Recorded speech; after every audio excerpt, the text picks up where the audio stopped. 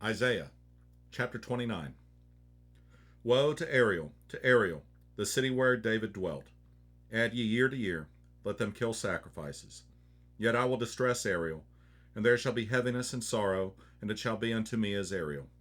And I will camp against thee round about, and will lay siege against thee with a mount, and I will raise forts against thee.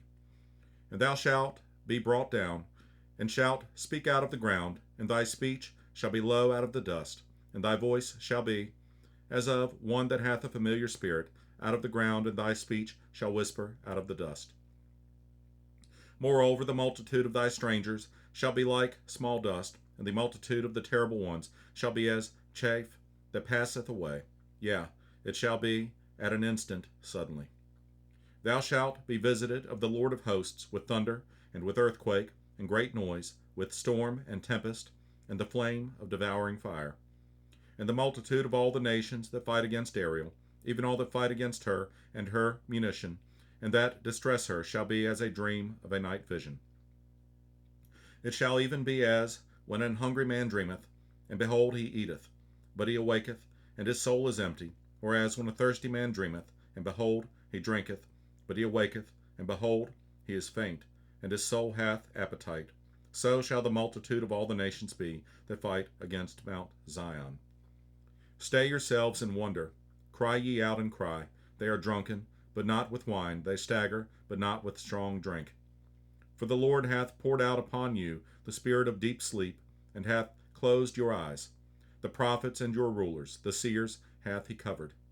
And the vision of all is become unto you as the words of a book that is sealed, which men deliver to one that is learned, saying, Read this, I pray thee. And he saith, I cannot, for it is sealed. And the book is delivered to him that is not learned, saying, Read this, I pray thee. And he saith, I am not learned. Wherefore the Lord said, Forasmuch as this people draw near me with their mouth, and with their lips do honor me, but have removed their heart far from me, and their fear toward me is taught by the precept of men. Therefore, behold, I will proceed to do a marvelous work among this people, even a marvelous work and a wonder, for the wisdom of their wise men shall perish, and the understanding of their prudent men shall be hid. Woe unto them that seek deep to hide their counsel from the Lord, and their works are in the dark, and they say, Who seeth us, and who knoweth us? Surely your turning of things upside down shall be esteemed as the potter's clay. For shall the work say of him that made it, He made me not? Or shall the thing framed say of him that framed it, He had no understanding? Is it not yet a very little while, and Lebanon shall be turned into a fruitful field, and the fruitful field shall be esteemed as a forest? And in that day shall the deaf hear the words of the book, and the eyes of the blind shall see out of obscurity, and out of darkness.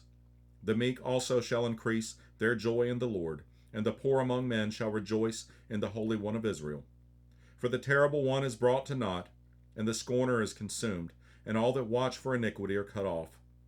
That make a man an offender for a word, and lay a snare for him that reproveth in the gate, and turn aside the just for a thing of naught. Therefore thus saith the Lord, who redeemed Abraham, concerning the house of Jacob, Jacob shall not now be ashamed, neither shall his face now wax pale. But when he seeth his children the work of mine hands in the midst of him, they shall sanctify my name, and sanctify the Holy One of Jacob, and shall fear the God of Israel. They also that erred in spirit shall come to understanding, and they that murmured shall learn doctrine.